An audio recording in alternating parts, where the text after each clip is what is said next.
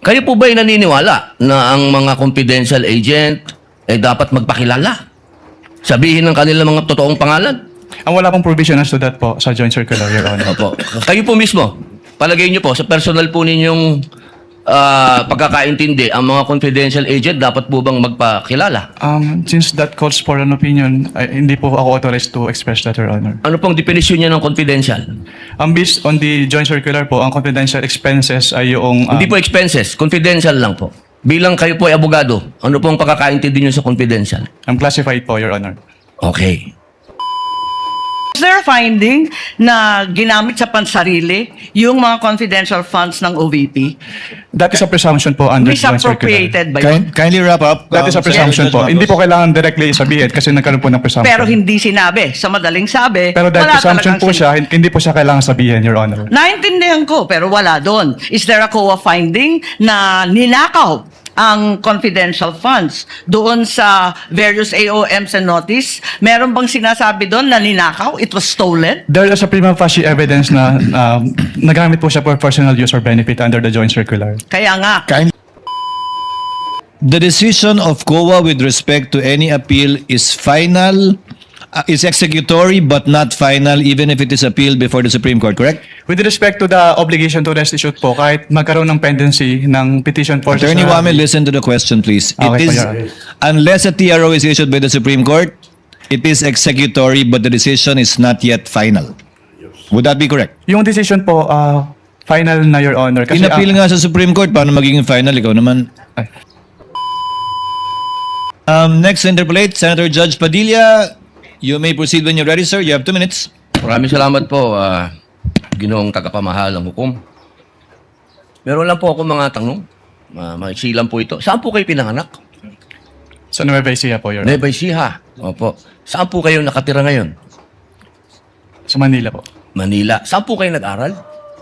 Central Luzon State University po, ng accountancy, and then Saan Arellano po, University ng Juris Doctor po. Okay. Saan po kayo nakaikot na sa bansa natin? Nakaikot na po ba kayo ng Mindanao, sa Bicol? Marami na po akong naikutan, hindi ko na po maalala lahat, Your Honor. Opo. Kayo po ba ay nakarating na sa BARM? Yes po, Your Honor. Opo. Saan po sa BARM? Sa Sulu? Sa Basilan? Maguindanao? Hindi niyo po matandaan? Hindi Mauubos ko po po yung oras ko. matandaan, Your Honor, kung saan. Bicol po. Nakaikot na po kayo sa Bicol? Yes po, Your Honor. Saan po sa Bicol? Sa Camarines Norte? Sa Camarines Sur po. Sur? Sa Norte, hindi pa po. Hindi ko po maalala kung... Nakaikot na po kayo sa mga bundok. Saan po, Your Honor? Mga bundok.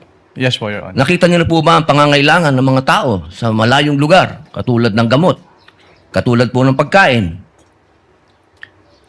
Wala naman po akong na-observe, Your Honor. Ayun, wala. Hindi po kayo exposed. Exposed po ba kayo sa threat ng terrorism sa bansa natin? Nabalitaan niyo po ba ang ISIS, ang NPA, ang Abu Sayyaf? Exposed po ba kayo doon sa mga balita? Sa news po, may Sa mga news. nabalitaan po ako, Your Honor. Opo. Alam niyo po ba na kung gaano nakagrabe ang terrorism? Wala po akong threshold, Your Honor, to determine that. Wala po. Pero kayo po ang humahawak ng investigasyon patungkol sa confidential fund. Tama po ba? Hindi po siya investigation, evaluation po. Evaluation. Ako, tama-tama. Ibig kong sabihin, kahapon po, sinabi ninyo na gumawa lang kayo ng preliminary investigation. Tama po ba? Preliminary inquiry.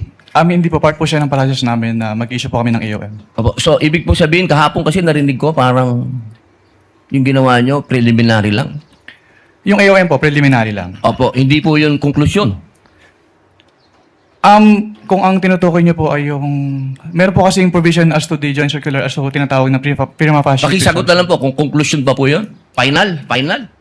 Hindi po kasi we require So, hindi them. po final. Based Boss, on the AOM po. konti lang po oras ko, hindi po final.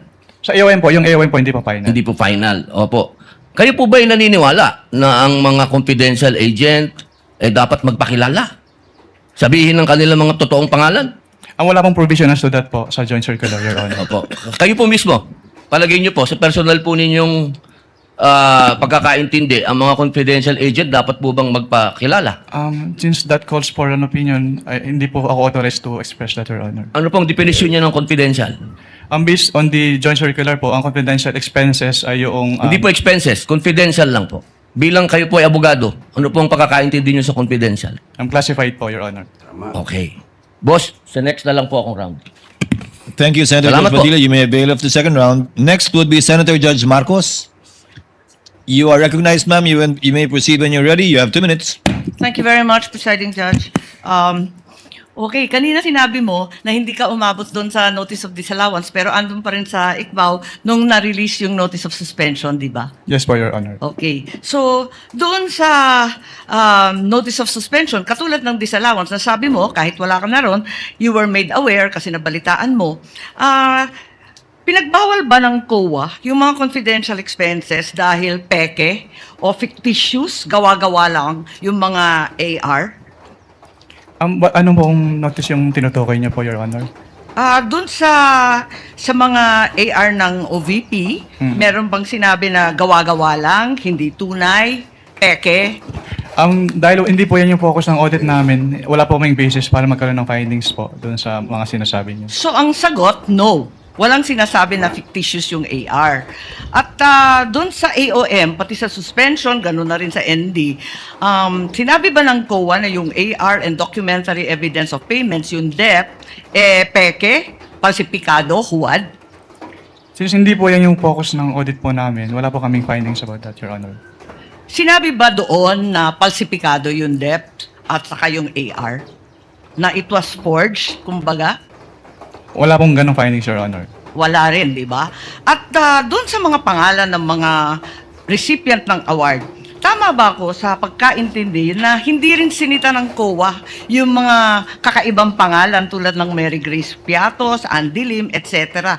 Ang sinabi at binanggit talaga ng COA ay yung mga datos na hindi tumutugma. Tama ba? Since what we did is compliance audit po at wala namang provision yung circular as to the use of aliases, yes po, wala po kaming findings po. Kasi sabi mo nga, neither allowed nor prohibited. Tama po. So, doon sa AOM at sa notice of suspension, the names of these reward recipients was never raised by COA.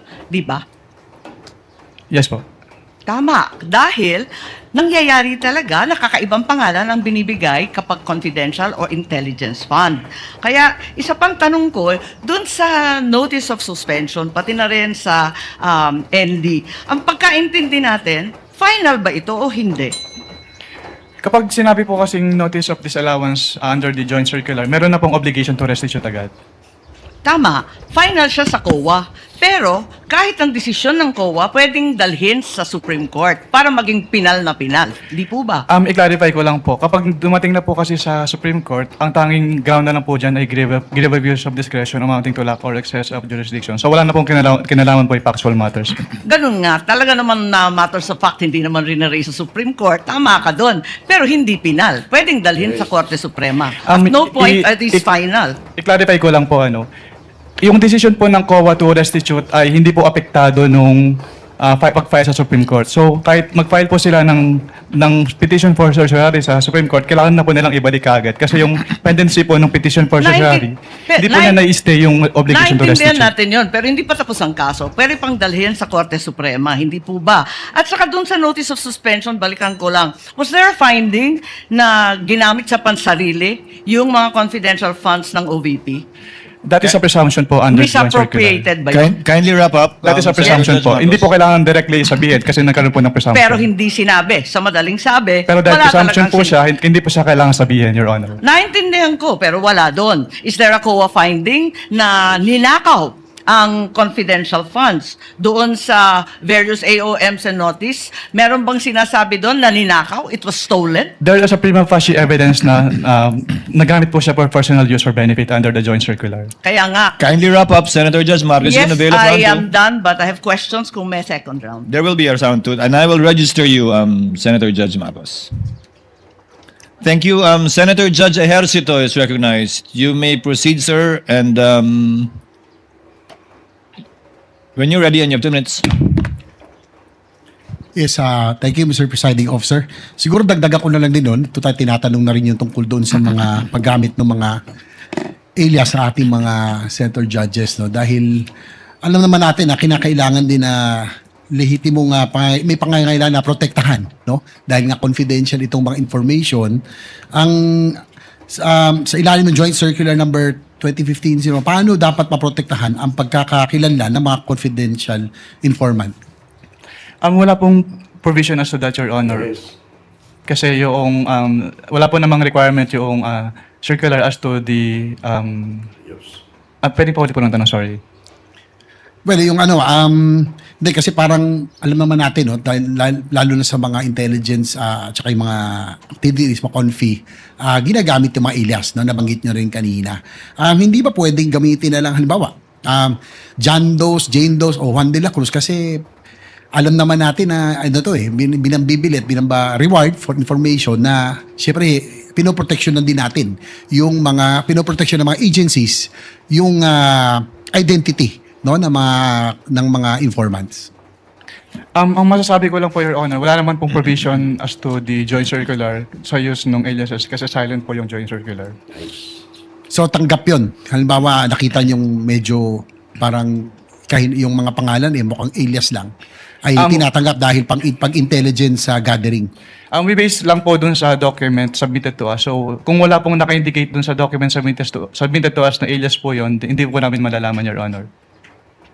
Tapos meron ding dapat may coordination paggamit ng intelligence or confidential fund. May coordination with law enforcement agencies, tama po ba? Yes po, based on the joint circular po, Your Honor. So, doon po, tanong ko lang po, meron po bang o may nakita po ba kayong naganap na coordination with the agencies, no? Of course, yung PNP, AFP, PIDEA at iba pa, NBI na ginawa ang halimbawa OVP in this case sa kanilang paggamit ng confidential funds para sa sinasabi nilang confidential programs. Based on the documents submitted po sa ICPA, wala po, Your Honor. Dahil sinasabi ng ng joint circular, kung di ako nagkakamali, na kailangan may proper coordination ang paggamit ng confidential funds with these law enforcement agencies. Yes po, based po on the joint circular, Your Honor. Isa ba ito sa mga findings ng COA sa IOM o sa audit observation memo or notice suspension or notice of disallowance na inilabas laban sa OVP, yung walang coordination? Wala po kaming naging findings about dyan, Your Honor. Last, Mr. Presiding Officer, doon sa course ng yung audit, Mr. Attorney Wamil, no, did you see any evidence o may ebidensya ba kayo na si Vice President personally ang tumanggap, ang nakakuha o nagbenepisyo doon sa Confidential Intelligence Fund? Based on the documents po, wala po, Your Honor. Wala po akong personal knowledge about that. So para sa record, for the record, just last point, Mr. Presiding Officer, sa pagkakaroon o kawalan ng ebidensyang nagpakita ng personal na pagtamanggap na kinabang ba ang isang opisyal na pamahalaan sa pondong bayan ay sapat na? O upang matukoy kung may umiira na pananagutang administratibo, sibil o kriminal? Under the joint circular po kasi, since si OBP po, si head of the agency po yung may responsibility to oversee kung paano gamitin yung confidential fund and to ensure yung compliance nila dun sa joint circular, then the, accountable person din po si head of the agency, Your Honor. So last question, Kindly wind up. Mr. President. Upang maging malinaw ang inyong testimonya nang sabihin ninyong wala kayong nakitang ebidensya na ang pangalawang Pangulo mismo ang tumanggap, nagpanatili o nakinabang sa confidential intelligence, inilahad lamang ba ninyo ang inyong audit findings o at hindi kayo nagbibigay ng legal na konklusyon hinggil sa pagkakaroon ng kawalan ng pananagutan? Is it based on your audit findings or legal conclusion hinggil sa pagkakaroon ng liability? Based po sa audit findings, Your Honor. Kasi nilalagay po namin yung persons accountable dun sa aming ini-issue po. Okay, thank you, Mr. Presiding Officer. Thank you, Senator Judge JV. Before recognizing Senator Judge Soto, Attorney Wamil, just on the point of Senator Judge Marcos, to clarify, the decision of COA with respect to any appeal is final, is executory but not final even if it is appealed before the Supreme Court, correct? With respect to the obligation to restitute po, kahit magkaroon ng pendency ng petition for Attorney certiorari. Wamil, listen to the question, please. Okay, It is, Your Honor. unless a TRO is issued by the Supreme Court, it is executory but the decision is not yet final. Would that be correct? Yung decision po, final na, Your Honor. Kasi, Inappeal nga sa Supreme Court, paano magiging final? Ikaw naman. A decision of the COA executory na po, Your appealed to Honor. the Supreme Court is executory unless a TRO is issued but is not yet final. Yes po, Your Honor. That is a correct statement. Opo. Thank you. Senator